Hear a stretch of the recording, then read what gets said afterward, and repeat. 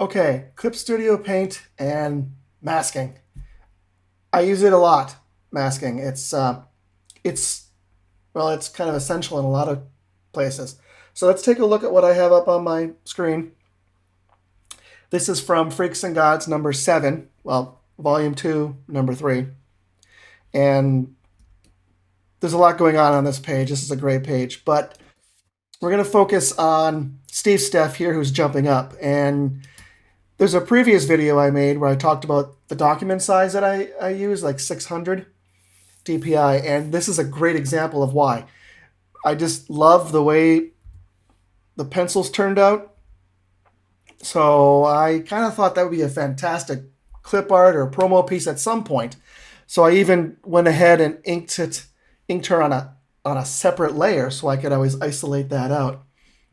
But as you can see from the pencil, she's on top. Well, they're on top of the borders. So when I made the borders, so rather than inking this and putting it on top, which I kind of like to keep things in order, so all my inking is in an inking folder and lettering is in a lettering folder, what you can do is you can mask the shape out of the border. So let me show you how to do that. So you select your inks. Let me turn this off so it's not confusing. And you select outside with the magic wand. And because it's selecting outside, oh yeah, another thing. It's really important that the character or the object, whatever it is you're going to try to mask, you could cut around it. But in this case, I just made sure that this figure was completely closed in. There was like no openings in the hair, because then the magic wand would then go into those openings and you wouldn't get a clean mask. So I have it selected on the outside, but I need to select her. So you can go to, again, sorry, my tools are hidden by my screen recording. So you go to select, you go to select and invert selected area, or you can use this shortcut, which is Shift, Command, and I. So now that just took the selection that was out here and now reversed it, and she's selected. So then you can go up to your frame or whatever it is you're masking. Make sure that one is selected, and you right click.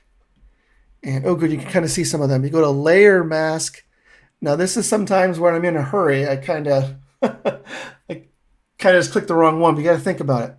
I want to mask what's in the selected area, not what's on the outside.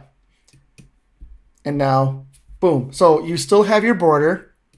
So if you're in here and you want to select this frame here, it's going to stay inside that frame because all it is still there. It's just masked, which is pretty cool.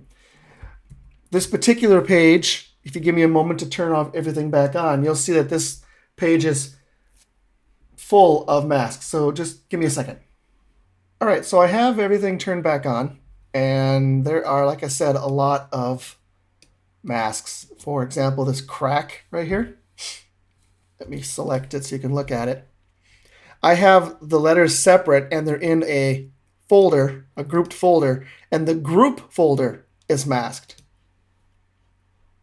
So instead of masking every individual letter, you can just put things into a group and do the same thing I showed you earlier, just mask that whole thing.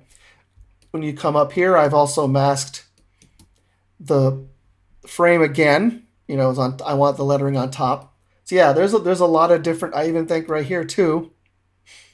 See what the inks show. Yep, see that's been masked.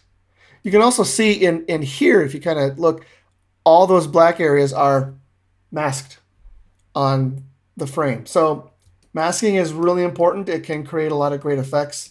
It can also help. This way you don't have to worry about keeping, layers all over the place. You can keep them together in groups and still get things that look like they're on top. Like, for example, Steve Steff. All right, well, I hope you enjoyed that. If you learned something, click like, leave a comment if you have a question, subscribe. That would be a big help. I appreciate that. Also, if you're interested in Clip Studio Paint, there's an affiliate link in my description below. Go ahead and try that out. I do get a small kickback. but that helps the channel and it helps me continue to make these videos. So thanks very much, and I'll see you in the next video.